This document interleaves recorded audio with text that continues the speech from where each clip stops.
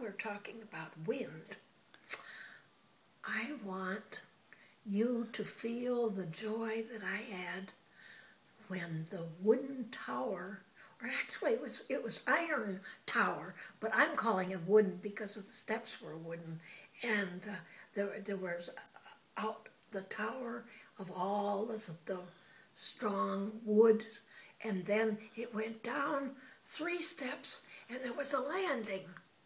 Now that was just the top of the tower, but that was the part that meant so much to me. I would go out on that tower. I wasn't scared of heights or anything. That was a good thing. I would go down those top 3 stairs, and I'd stand there and hold on to the rail and sing my heart to the water. It was so exciting. I just loved it. Nobody said, "Be quiet, Margaret," which is what I heard through all my life. "Don't you lower your voice, please." But there I was, singing as loudly and as strongly and as freely as I wanted.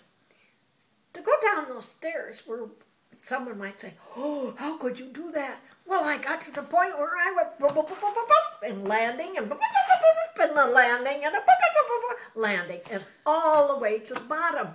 Well, it landed on a great big cement pier, I guess I'll call it, and underneath it was, or on it was the water, the place where the water was drawn up to the house, and was it a pump?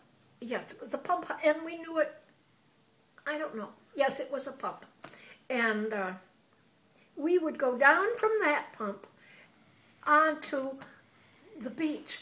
But you know, the beach wasn't what I like to think of as a beach, which is soft sand. But it was very, very interesting, because you see, the tower, which was almost 100 feet tall, had a layer of limestone on the top. And when things, I can't remember the word, retreated, eroded and retreated, then these big boulders would fall onto the beach. But they weren't just boulders, they were treasure houses of fossils. And so we had a marvelous time. You find a new chunk coming down, and you'd be there looking and prying out fossils. Oddly enough, other people must have known about them too, because sometimes we'd have the doorbell ring in the big house, and there was some man, well, no matter what we were doing, but they had hammers and tools around their waist, and could we use your tower because we want to get to the beach to see these fossils? And we always said, of course. And so that was very, very interesting. That piqued my interest in archaeology. And we saved all kinds of, mostly they were of shells and stilobites and things. We didn't find things of monsters or anything like that. But I know we used to play, and there was sand between them. Now, when you went out into the water, well, you'll say, well, maybe the water was good. The water was interesting. It was like levels. And there would be, I'm going to call them reefs, but they're not really reefs. But what they were was, in the past, when these stones had fallen, they had fallen into the wood, into the water, and would make like a reef, and then there'd be another one, and like a reef. It was like a history lesson of the water and the retiring of the land. Now I'm going to switch up to something else, because the retiring of the land is a real problem. You won't get to go out on that tower, because that tower, well made as it was, has what's the word I want? Retired? It's not. It doesn't retire. It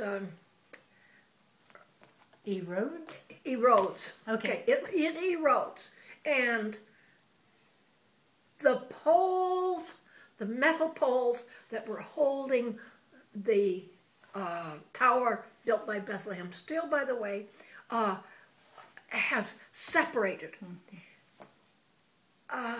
Architecturally, the property had more space on it by the front from where the cliffs are, but since time has taken the soil, that has changed the outside line of the house, the property. Mm-hmm. We talk, or maybe I'm talking about the staircase going down from the living room in the big house, going with the poplars on either side, going down to this sunken garden, at the end of which was a stone wall. And we used to climb up on that stone wall, and actually it was a seat. You could sit there and here, talk. You want to show them that? All right. Right there. Well, I think this is a picture of when we were small. Mother, Dad, and Gary, who was Darwin, and Margaret. That's you. That's me. But you can see. By the way, Margaret is a Scotch name, and it's short for Margaret, which is a family name. And because I'm of Scotch heritage, I'm Margaret Reed Bath Foster. Okay, and this was Derry because I couldn't say Darwin, and they never called him Darwin. Well, he was Davy, but Derry, and Mother and Dad. But anyway, that had that wall had a walkway behind it, so that you could walk from one side of the property to the other. This is in the front I'm talking about.